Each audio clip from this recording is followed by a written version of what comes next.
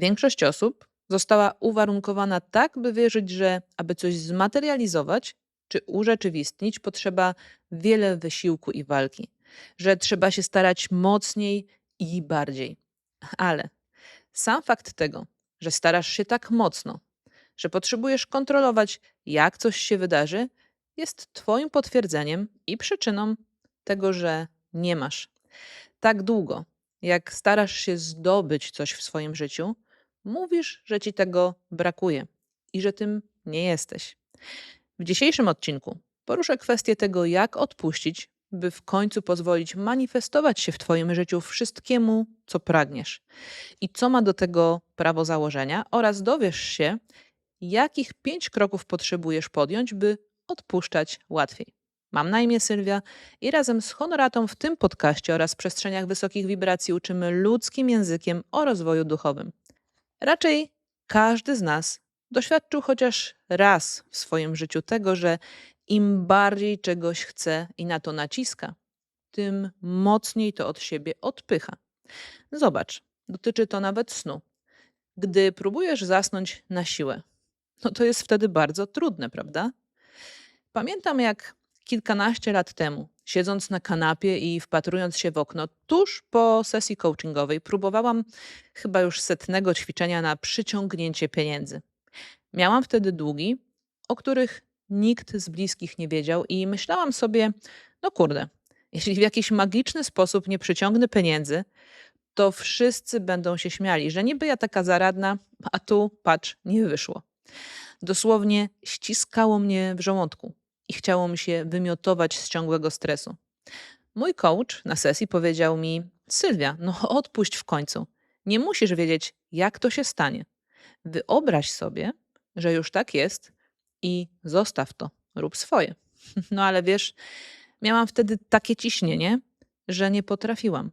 A jedyne, co myślałam, gdy tak mi mówił, to no łatwo ci mówić, bo ty masz kasę. Takie chrzanienie ku pokrzepieniu serc. A moja sytuacja tylko się pogarszała. Znasz to skądś? No właśnie.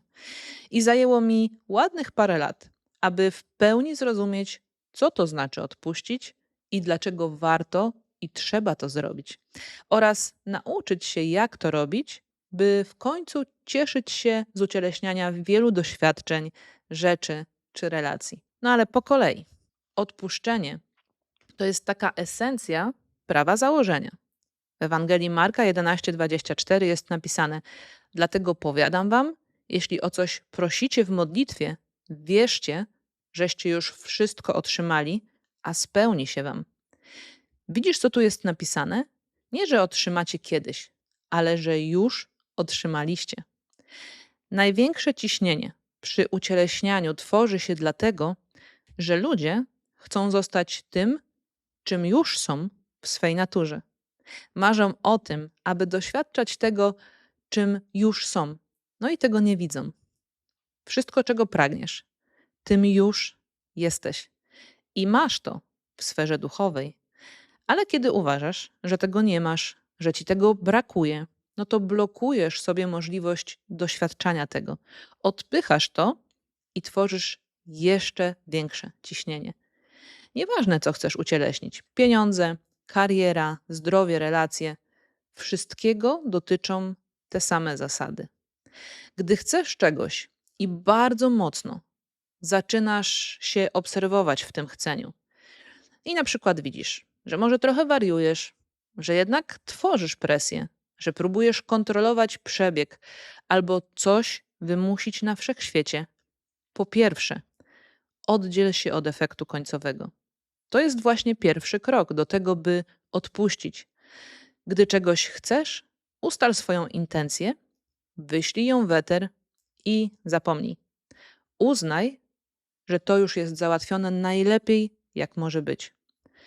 Próba kontroli przez ego tego, że coś musi być tak, a nie inaczej, tworzy jedynie opór.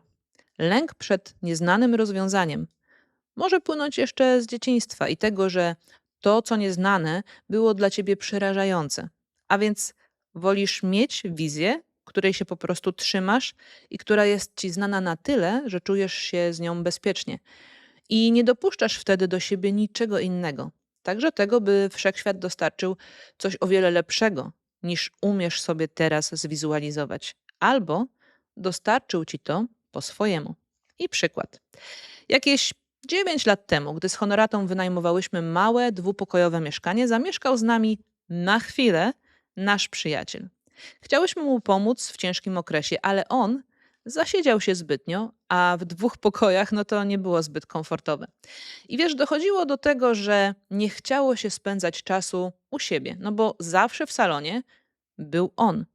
I po kilku miesiącach stwierdziłyśmy, że potrzebujemy odzyskać swoją przestrzeń, bo inaczej albo zwariujemy, albo ucierpi na tym nasza relacja. Pomyślałyśmy wtedy, no okej, skoro on nie domyśla się i nie reaguje na sugestie wyprowadzki, no to jest dobry moment dla nas na zmianę mieszkania. No przecież nie przeprowadzi się z nami, prawda? Wiedziałyśmy, że chcemy przeprowadzić się do większego mieszkania z windą, z balkonem, w nowym budownictwie, najlepiej na Żoliborzu i z garażem. Ale w tamtym momencie tak bardzo chciałyśmy się przeprowadzić i to szybko, że ja co dzień sprawdzałam ogłoszenia i nie pojawiło się nic, co byłoby i w naszym budżecie, i takie jak chcemy.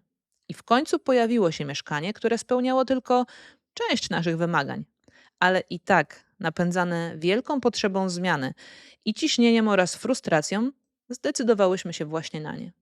I dopiero wtedy, całkiem nieświadomie, zupełnie odpuściłyśmy poszukiwania i myślenie o naszym wymarzonym mieszkaniu. Miałyśmy tu umowę na rok, a więc robiłyśmy swoje, rozwijałyśmy się, szkoliłyśmy, korzystałyśmy z tego, co oferowała nam okolica i to miejsce. Po około pół roku, któregoś dnia rano wstałam i zaczęłam szukać na portalach mieszkania dla naszych znajomych. I nagle zamurowało mnie. Na chwilę nawet wstrzymałam oddech, bo patrzyłam na ogłoszenie naszego idealnego mieszkania. I wiesz, mimo różnych okoliczności, które mogłyby przeszkodzić w zmianie, wszystko ułożyło się tak, że w 2 miesiące mieszkałyśmy na Żoliborzu, w dopiero co oddanym budynku i zrobionym mieszkaniu. Wszystko było pachnące farbą i nowością. Garaż, balkon, super okolica i mega dobra cena. Kiedy weszłyśmy do tego mieszkania, obydwie miałyśmy gęsią skórkę z ekscytacji i tylko porozumiewawczo na siebie popatrzyłyśmy, bo to było nasze miejsce. Zresztą to miejsce, w którym przez 8 lat później rozwinęłyśmy wysokie wibracje i przeżywałyśmy wspaniałe chwile. Ale widzisz, wszystko to mogło się zadziać i ułożyć dla nas dopiero wtedy, gdy zapomniałyśmy o wymyślonym przez nas idealnym efekcie końcowym. A wzięłyśmy to, co było i zrobiłyśmy z tym to, co najlepszego mogłyśmy w tym czasie.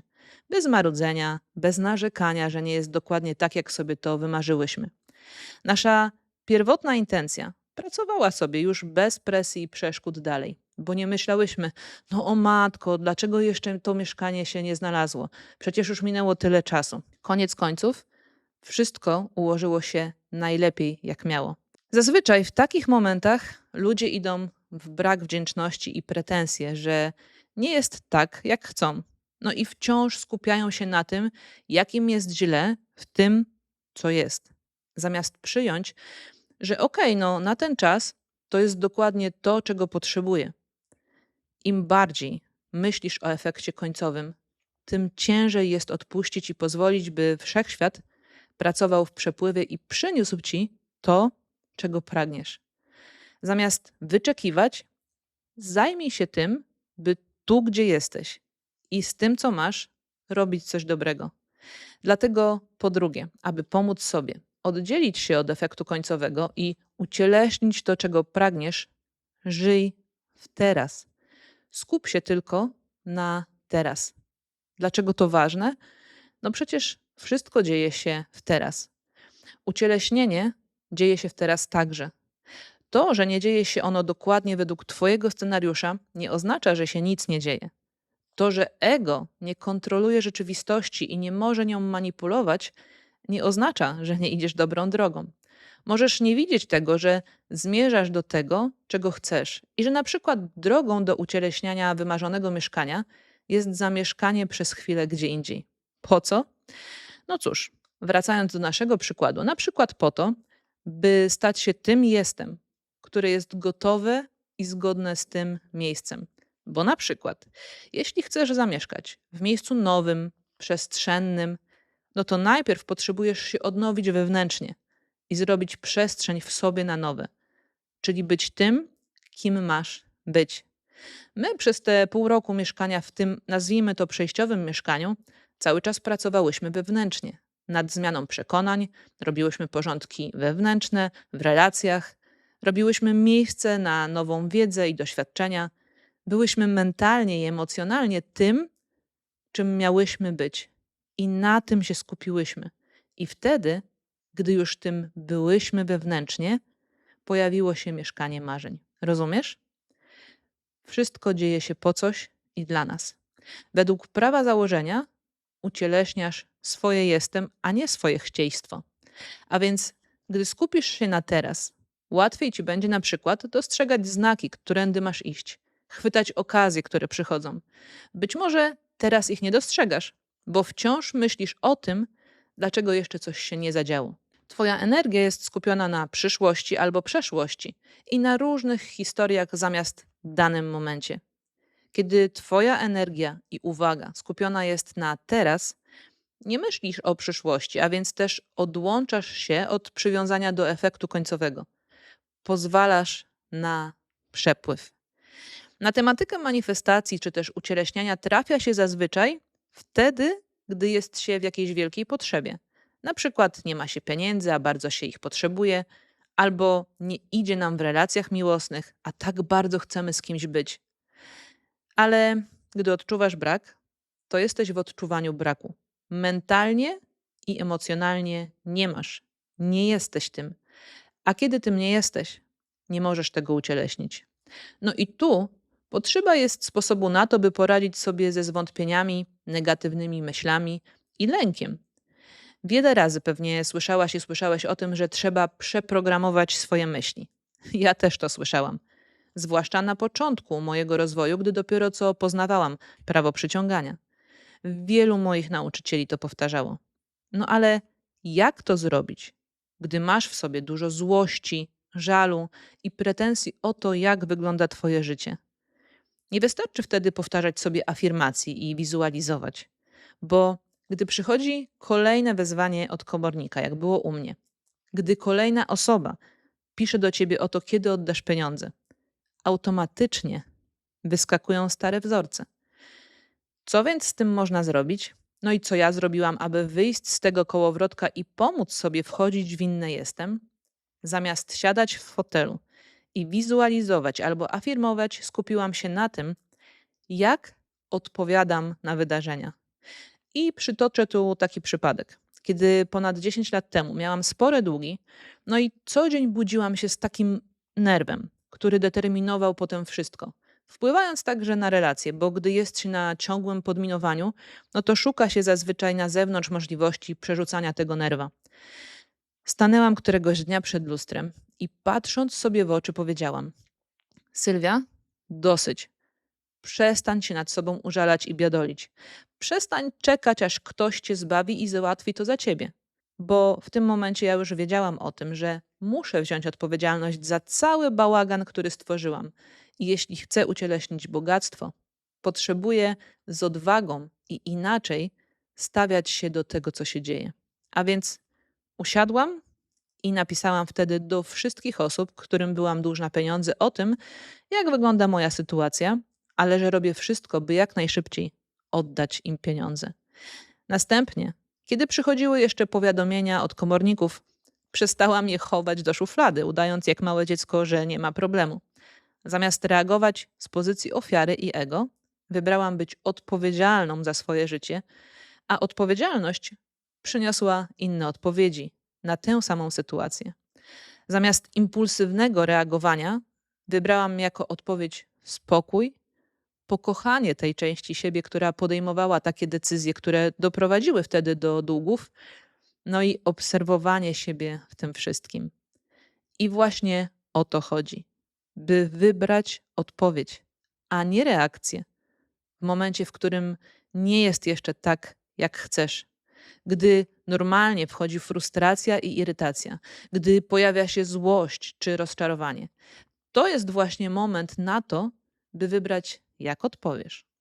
Odpuszczenie zaczyna przychodzić wtedy, gdy skracasz ten czas pomiędzy reakcją a odpowiedzią. Czyli w momencie, gdy na przykład twój partner czy partnerka robi coś, co cię striggerowało i striggerowało twoją złość, bo pokazało ci, że nie masz takiej relacji, jakbyś chciał czy chciała, to nawet jeśli pojawia się ten wewnętrzny wkurw na to, że nie jest tak, jak chcesz, czyli reakcja twoja, ta taka natychmiastowa, ważne, aby jak najszybciej wybrać, jaka będzie twoja odpowiedź. Czyli wewnętrznie powiedzieć sobie: okej, okej, dobra, widzę, co się dzieje, zareagowałam w ten sposób, wkurzyłam się na nią czy na niego, ale teraz wybieram odpowiedzieć z poziomu miłości do siebie i drugiej osoby. Kiedy zaczniesz to praktykować, to nie będą na ciebie wpływać przejściowe okoliczności niezgodne z tym, czego pragniesz, i będziesz łatwiej wchodzić w inny stan jestem. To nie stanie się od razu, ale im więcej praktyki, tym szybciej będziesz umieć wybierać swoją reakcję i zmieniać swój stan, odrywając się od rezultatu, na jaki masz parcie. Przestaniesz ucieleśniać tę wersję siebie, która jest sfrustrowana w poczuciu braku i złości, a zaczniesz odbijać zupełnie coś innego. I wtedy doświadczysz innych efektów. Właśnie tych, których pragniesz, a nawet o wiele więcej niż mogłaś i mogłeś sobie wyobrazić. Mi w sytuacji, w której wspominałam, przyniosło to możliwość zauważenia innej perspektywy i rozwiązań sytuacji. I w zasadzie po 3 miesiącach od tego momentu spłaciłam wszystkie długi, choć przedtem nie mogłam tego zrobić przez 2 lata.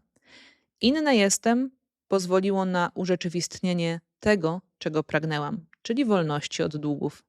Dlatego bycie świadomym swoich automatycznych reakcji i wyborów, innej odpowiedzi, jest jednym z kluczowych kroków do odpuszczenia. No ale możesz pomyśleć, wszystko fajnie, Sylwia, ale nie jest tak łatwo zatrzymać się w swojej reakcji. Jak to zrobić? Już ci mówię. Po pierwszych 2 latach naszej relacji z Honią byłyśmy już zmęczone potyczkami naszego ego. Kto wie, czy umie lepiej, robi więcej i tak dalej, i tak dalej. Ale ponieważ się już rozwijałyśmy, zależało nam obydwu na tym, by to zmienić. No i nie wchodzić w reaktywne zachowania. Któregoś dnia, po jednej z naszych sprzeczek, pomyślałam: no nie wytrzymam tego dłużej. Jak 2 małe dziewczynki, które nie dostają czego chcą. Zaczęłam się wydurniać i po prostu śmiać z naszych rozkrzyczanych, nieukochanych wewnętrznych dzieci, przedrzeźniając nas obydwie. Po kilku minutach obydwie się śmiałyśmy i zamiast być naburmuszone przez kolejne godziny, a może nawet dni, usiadłyśmy i porozmawiałyśmy, skąd w ogóle takie zachowania przychodzą.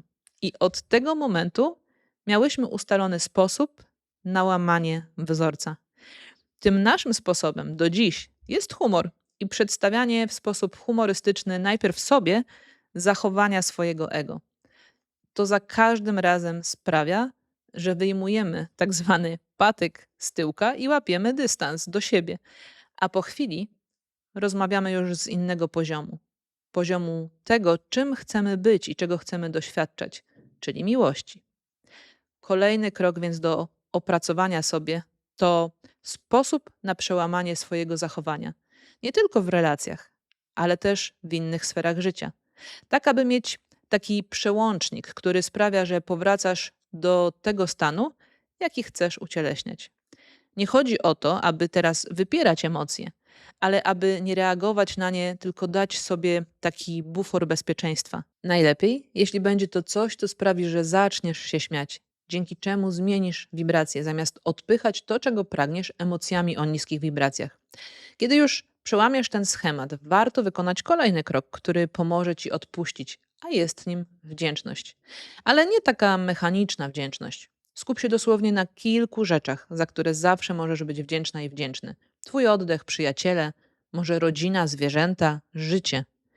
Niech to będzie coś, za co możesz czuć głęboką wdzięczność w sercu, bo to pomoże ci utrzymać odpowiednie wibracje.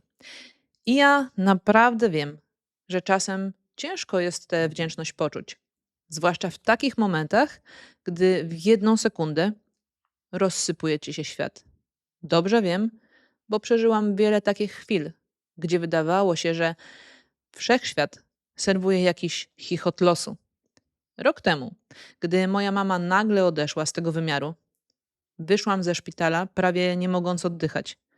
Na zewnątrz świeciło piękne słońce, wiosna w rozkwicie, a mi chciało się krzyczeć z bólu, a w sercu miałam zimę. Wsiadłam z jej torebką do samochodu i zaczęłam szlochać. Ale gdy po jakimś czasie już ruszyłam samochodem przed siebie, zaczęłam z nią rozmawiać, tak jakby siedziała obok mnie i dziękowałam jej za wszystko. To nie wymazało smutku i szoku, ale sprawiło, że popatrzyłam na jej odejście inaczej.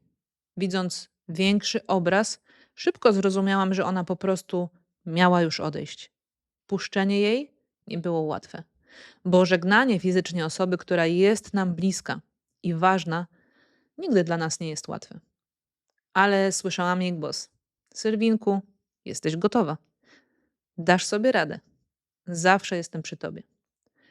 To przekierowanie uwagi na wdzięczność pozwoliło mi na oddech, na inną perspektywę na odejście mamy i skupienie się nie na braku, a na tym, jak wiele od niej dostałam.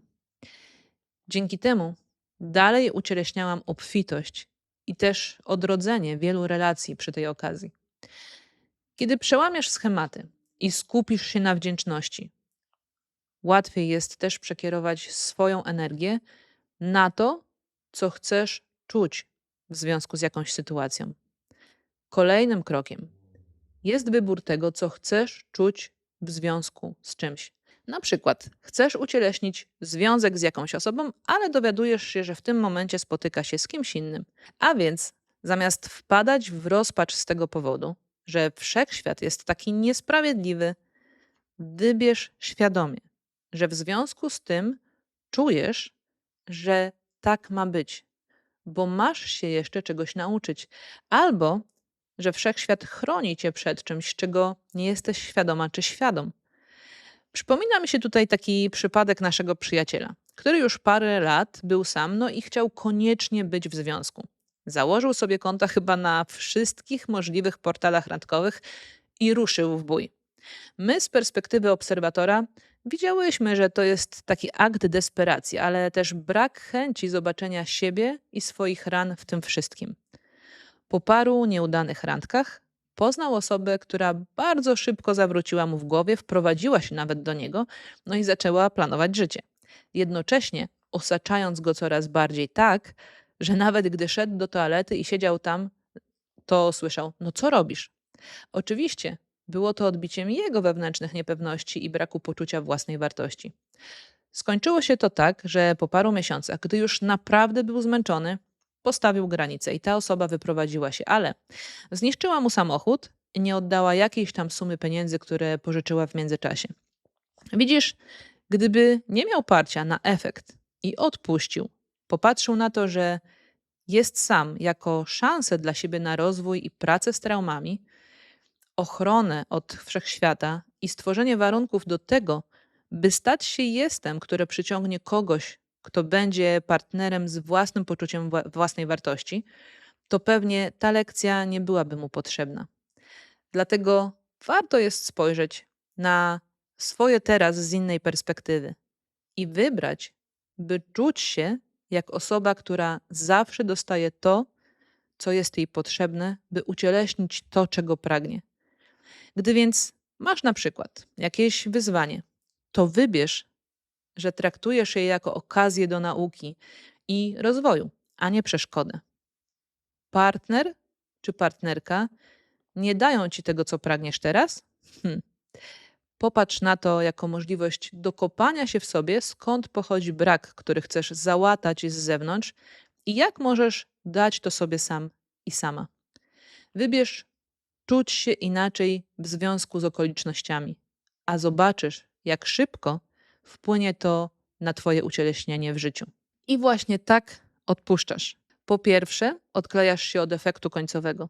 Stawiasz intencje i pozwalasz, by wszechświat dostarczył ci najlepszy rezultat. Tu warto zaznaczyć, że twoja intencja musi być wolna od oczekiwań w stylu chcę doświadczać miłości tak, aby ona lub on robił to i to. No nie, nie, nie. Nie ustawiasz intencji, która ma manipulować czyimiś zachowaniami. Twoja intencja to chcę doświadczać miłości w jej najwyższej formie i kropka. Po drugie, skupiasz się na teraz. Po prostu robisz to, co masz robić. Skupiasz się na danym momencie. Zostawiasz przeszłość i przyszłość. Cieszysz się chwilą.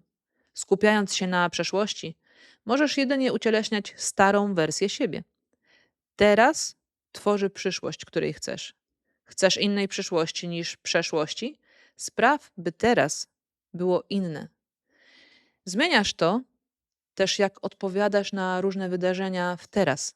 Praktykujesz wdzięczność i czucie inaczej na temat Twojego teraz. To jest te 5 kroków do odpuszczenia, które od długiego czasu stosuję dla siebie i proponuję Tobie wdrożyć je w swoją codzienność. A więcej o tym, jak działa prawo założenia i jak ucieleśniać swoje pragnienia, znajdziesz w naszym procesie praktycznych warsztatów ucieleśnienia założeń, do którego link znajdziesz gdzieś pod tym odcinkiem. Kiedy odpuszczasz i pozwalasz działać czemuś większemu, z czym jesteś połączona i połączony, w Twoim życiu zaczynają dziać się cuda. Zaczynasz manifestować więcej niż kiedykolwiek byłaś i byłeś w stanie wymyśleć.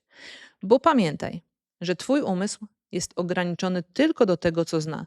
I jeśli z uporem maniaka obstajesz przy tym, że Twoje życie ma dziać się według ograniczonych pomysłów umysłu jego, to okradasz się z obfitości, którą jesteś i której możesz doświadczać na różne sposoby. A więc, jeśli jesteś dziś zmęczona i zmęczony ciągłym afirmowaniem, wizualizowaniem i robieniem jeszcze innych wygibasów, aby ucieleśnić to, czego pragniesz, po prostu daj sobie i czemuś większemu od siebie przestrzeń i powiedz, aha tam, chrzanić to. Skup się na chwili obecnej i na tym, kim masz być i jak się czuć jako to jestem, a zobaczysz, jak szybko Twoje życie zacznie się zmieniać. Tymczasem daj znać, jak jest teraz u Ciebie z tym odpuszczaniem i podziel się, jak to się zmieni po zastosowaniu kroków z dzisiejszego odcinka. I jeśli jeszcze nie widziałaś i nie widziałeś serii o prawie założenia, to zapraszam Cię do pierwszego odcinka z tej serii gdzieś tutaj. Do zobaczenia w kolejnym odcinku podcastu Wysokie Wibracje.